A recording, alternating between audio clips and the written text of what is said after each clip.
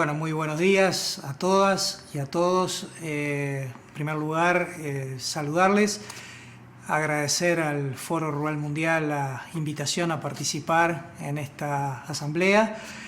Mis disculpas por no poder estar allí en Bilbao junto con todos ustedes, pero bueno, queríamos de todas maneras compartir estas reflexiones, de alguna forma este puntapié inicial para comenzar a tratar este tema de las razones por las cuales caracterizar a la agricultura familiar, no como un ejercicio retórico, no como un ejercicio académico, sino básicamente como un ejercicio que permita mejorar el foco, mejorar la calidad de las políticas públicas para la agricultura familiar, mejorar la asignación de los recursos y mejorar el flujo con que los recursos llegan a cada uno de los agricultores y agricultoras en cada uno de los rincones del mundo.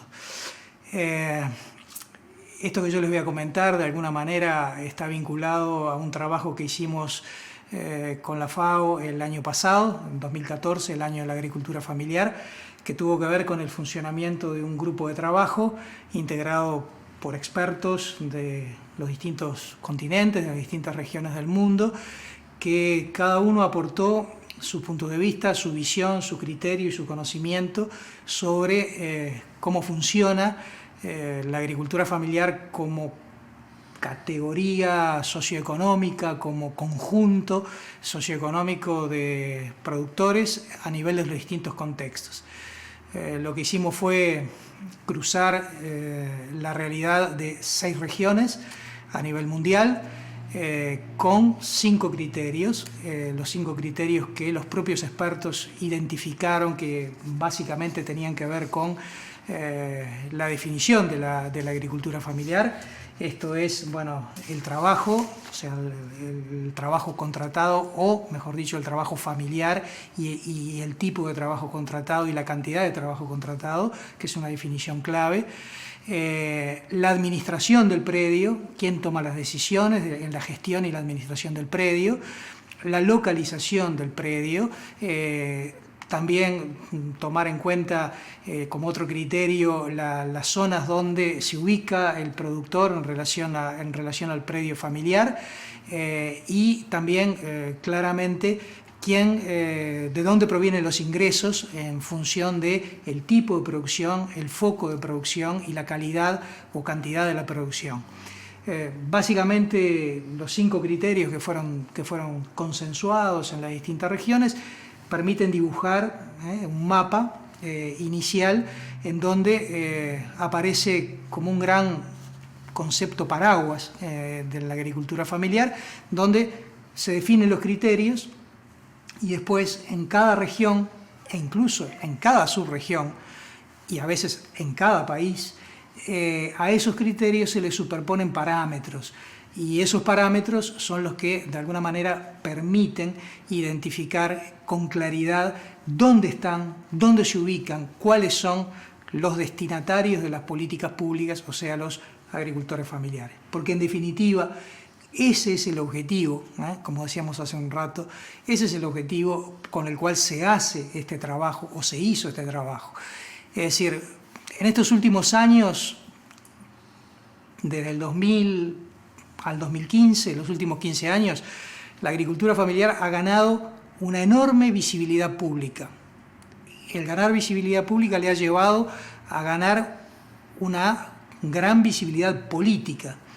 Creo que todavía falta recorrer un camino en términos de visibilidad estadística. En general todos sabemos, ustedes saben, los censos agrícolas o los censos agropecuarios o las encuestas agrícolas levantan datos de los territorios básicamente vinculados a la producción, a la productividad, a las inversiones, al capital, a la superficie de los predios, cuestiones de carácter económico, productivo, pero pocos levantan datos sobre cuestiones humanas y sociales, que son 2 criterios básicos que permiten de alguna manera definir la esencia de esta modalidad, esta categoría socioeconómica que es la agricultura familiar. Una categoría que permite organizar el trabajo de una forma diferente adentro de los predios, adentro de las fincas, y organizar el trabajo de una manera diferente y la producción de una manera diferente, incluso en su vinculación con los mercados. La relación de la autosuficiencia alimentaria, la relación con los mercados, ya sean estos porque el productor desarrolla un rubro de renta, o ya sea esto porque el grueso de la producción lo destina a autoconsumo y vende excedentes a nivel de los mercados locales, o ya sea esto porque integra cadenas de valor, o ya sea esto porque son productores familiares capaces de integrarse a programas nacionales de compras públicas dentro de las estrategias de seguridad alimentaria y nutricional. Todos estos elementos, de alguna manera, nos permiten decir que mediante una mejor visibilidad estadística vamos a lograr identificar dónde están los destinatarios de la política pública, quiénes son, qué características tienen. No hay nada peor que tratar a desiguales como iguales.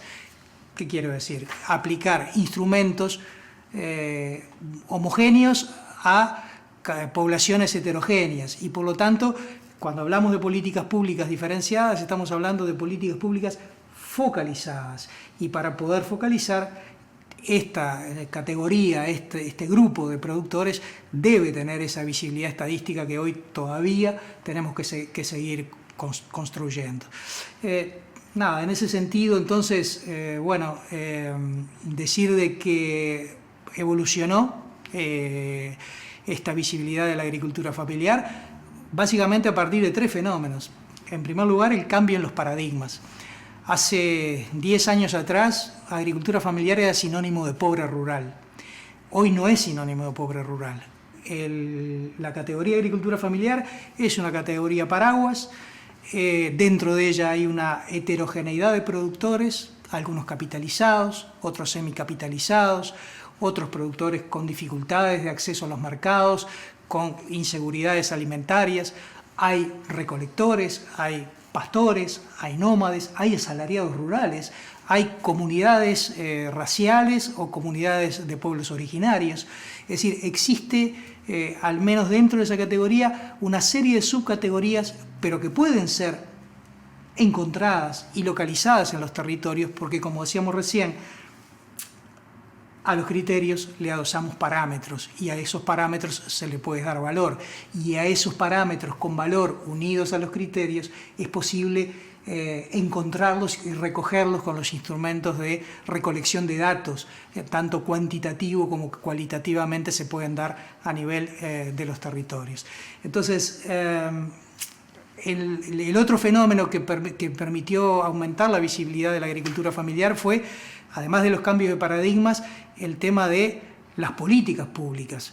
Si estamos hablando de la década de los 90 o principios de los 2000, las políticas públicas todos sabemos que eran verticales, bajaban al territorio en forma vertical. Era la política para el café, la política para el cacao, la política para el trigo, la política para la lechería, la política para la soja, la política para la horticultura. Eran políticas de corte vertical, porque, a ver, ¿cuál era el objetivo? El objetivo era la productividad, el objetivo era la competitividad, el objetivo era cómo acceder a las demandas del mercado. Si hablamos de políticas públicas para la agricultura familiar, el centro, el objetivo de la política es el ser humano, es el agricultor, la agricultora, la familia rural, que es el centro de la política pública, que sí, claramente, como decíamos recién, ordena el trabajo y ordena la producción en su finca en función de sus necesidades de autoabastecimiento alimentario, de volcar al mercado sus excedentes y de, eventualmente, como no, llevar adelante cultivos de renta, insertarse en cadena de valor y ser proveedores del Estado en programas de compras públicas, por ejemplo. Pero el centro de la política ya no es más el rubro, ya no es más exclusivamente la productividad y la competitividad, sino que claramente es la familia rural, la familia que está detrás de esa producción. Entonces las políticas tienen que ser transversales. ¿Y qué pasa? Cuando las políticas son transversales. Obviamente que desde el punto de vista del funcionamiento del Estado, las políticas se complejizan porque ya no dependen de una sola institución, ya no dependen de un solo ministerio, ya no son políticas exclusivamente de los ministerios de Agricultura, porque si hablamos de bienes y servicios públicos, hablamos de infraestructura, hablamos de acceso al agua, hablamos de acceso a la salud, hablamos de acceso a la educación, hablamos de políticas que tienen que ver con el medio ambiente y el cambio climático, hablamos con servicios ambientales, hablamos con políticas de seguridad alimentaria y nutricional. Entonces vemos que empieza a construirse una matriz de políticas públicas que se refleja ¿dónde? Se refleja en los territorios. ¿A qué me lleva este comentario? Simplemente a decir de que si superponemos al territorio una matriz de políticas públicas, en ese territorio tenemos que tener claramente identificado los agricultores familiares, quiénes son, dónde están, qué características y qué tipologías tienen, qué necesidades tienen, qué demandas se plantean, cómo se transforman las necesidades en demandas, las demandas en programas y proyectos, los programas y proyectos en recursos y los recursos en inversiones que permitan mejorar la calidad de vida de ese sector de la población. Ustedes me pidieron, Austin me pidió y el Foro Rural Mundial me pidió que habláramos de caracterización de la agricultura familiar. Bueno, todo esto que he dicho hasta ahora es la fundamentación del por qué. ¿Por qué? No es un ejercicio académico, no es un ejercicio teórico, es un ejercicio práctico y eminentemente político, de decir y de identificar dónde están aquellos destinatarios de la política pública, para llegar mejor, para llegar oportunamente, para llegar con más y mejores recursos, para que los flujos de recursos lleguen en los momentos que son necesarios, tanto desde el punto de vista biológico de la producción como desde el punto de vista social de las necesidades de la familia. Entonces, fundamentamos que la tarea de caracterizar a la agricultura familiar, de aumentar su visibilidad estadística, la tarea de encontrar dónde están aquellos criterios y parámetros que nos permiten hablar de una gran categoría paraguas de agricultura familiar que sea tanto válido para el África subsahariana como para el norte de África, como para Latinoamérica y el Caribe, como para el Norte de América, como para Europa del Este, es decir, y para el Asia, implica que claramente eso nos va a permitir hacer más sustentables en el tiempo, hacer más permanentes las políticas, hacerlas más persistentes en el tiempo, las políticas que van dirigidas a este tipo de agricultor y agricultora. Simplemente este es el fundamento. ¿Con qué nos encontramos? Y bueno, como dijimos rápidamente hace unos minutos atrás, nos encontramos con que si ponemos criterios, si definimos parámetros, vamos a encontrar algunos agricultores familiares que claramente se relacionan fluidamente con los mercados, mercado de tierras, mercado de otros factores de producción, mercados de insumos, mercados de los productos. Son productores que en general integran cadenas de valor a partir de asociaciones, a partir de cooperativas, a partir de agrupamientos de economía solidaria y hacen parte de esa cadena de valor, integran muchas veces también, son abastecedores del Estado e integran programas de compras públicas. Estamos hablando de una categoría de productores que si bien se autoabastecen de lo que produce el predio, generan a partir de las actividades del predio la liquidez necesaria en sus bolsillos para comprar servicios, para comprar productos más allá de la finca. Encontramos otra categoría de productores semicapitalizados o con una relación más esporádica con los mercados. Son aquellos productores que básicamente se autoabastecen primero de alimentos, vuelcan a esos mercados locales o nacionales excedentes, están asociados a organizaciones asociativas, valga la redundancia, de servicios a la producción o servicios a la comercialización, a cooperativas. Son productores que satisfacen sus necesidades de alimentación, tienen acceso al mercado de crédito, son arrendatarios o explotadores de la tierra bajo distintas fórmulas, pero tienen una relación de tenencia con la tierra bastante previsible. Son productores de una categoría, digamos, de semicapitalización. Tenemos otros productores que quizás ya tienen algunas dificultades de relacionamiento con los mercados, tienen dificultades de tenencia, acceso y tenencia a la tierra, dificultades de acceso al crédito, disponibilidad de alimentos, pero poca relación con los mercados, volcando los excedentes. Es como una tercera categoría donde ya empezamos a acercarnos al umbral problemático o al umbral de pobreza. Requieren algunas políticas públicas diferentes a los primeros, pero siguen siendo agricultores familiares que aportan a la construcción del producto, a la construcción del producto bruto local o el producto bruto territorial. Una cuarta categoría, que son aquellos productores que sí, claramente están bajo la línea de pobreza, tienen dificultades de acceso y de llenar, digamos, sus necesidades en materia de seguridad alimentaria y nutricional. Reciben muchas veces subsidios de los programas públicos por parte del Estado. Son productores que difícilmente acceden al mercado financiero, sí eventualmente al mercado de proveedores. Son productores de autosuficiencia, mejor dicho, de búsqueda de la autosuficiencia alimentaria, aunque decíamos que tienen carencias en ese sentido. Y que requieren del apoyo del Estado no solo en los aspectos productivos, sino básicamente en los aspectos sociales.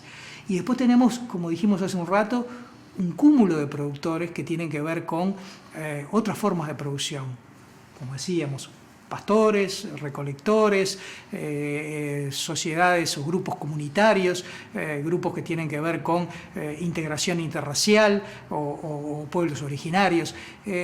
Aparecen también ahí otra categoría de explotación de la tierra y de organización del trabajo y de organización de la producción y de relacionamiento con los mercados. Y finalmente, no porque sea una última categoría, sino simplemente porque lo vamos a considerar ahora, los asalariados rurales. Asalariados rurales que hacen parte de la fuerza de desarrollo de los territorios rurales y que hacen parte muchas veces de la agricultura familiar porque tienen la doble condición. Son asalariados rurales y son agricultores familiares. Venden su fuerza de trabajo más allá de la finca, pero además trabajan en la finca y participan de la organización del trabajo al interior de la finca. A ver, estas categorías son una forma de encontrar a partir de los parámetros y a partir de la asignación de valores a esos parámetros distintos tipos de destinatarios de las políticas públicas para poder focalizar mejor esos recursos. Nos preparamos para ya vivimos, más que nos preparamos, ya vivimos el año posterior al año de la agricultura familiar y nos estamos preparando para los próximos 10 años después del año de la agricultura familiar. ¿Y qué diríamos? Y bueno, diríamos que finalmente lograr que todos los instrumentos que hacen a la recolección de datos a nivel de los territorios que utilizan los institutos de estadística, los organismos que hacen el seguimiento estadístico de las economías y del desarrollo económico y social de los países, incorporen en sus instrumentos de colección de datos, censos agropecuarios, censos agrícolas, encuestas agrícolas, elementos de carácter cuanti y cualitativo que permitan identificar con claridad el sector de la agricultura familiar para dirigir mejor la política pública en ese sentido. ¿Qué más nos hace falta? Nos hace falta una agricultura familiar resistente y persistente. Hay nubarrones en los escenarios económicos, en los escenarios comerciales, en los escenarios políticos, en los escenarios de gobernabilidad política en las distintas regiones. Hay nubarrones, pero debemos conservar lo conquistado en estos últimos 15 años. Y para conservarlo, ¿qué hace falta? Organizaciones sociales más fortalecidas, productores familiares más conectados entre sí a partir de mecanismos de comunicación y de gestión del conocimiento más potentes, mecanismos de diálogo político vigentes entre las organizaciones sociales de los agricultores familiares y los gobiernos, y para ello destaco de forma muy enfática el trabajo del Foro Rural Mundial, fortaleciendo los comités nacionales de la agricultura familiar a nivel de cada país y a nivel de cada región en el mundo, pero lo destaco en la medida de que esos comités nacionales de la agricultura familiar sean los interlocutores válidos y reconocidos de los gobiernos para debatir y discutir las estrategias de política pública, los instrumentos de la política pública y los recursos que la política pública, aún en momentos de severidad en el gasto, le viertan a la agricultura familiar. ¿Por qué? Y es quizás el último concepto antes de terminar y de despedirme, porque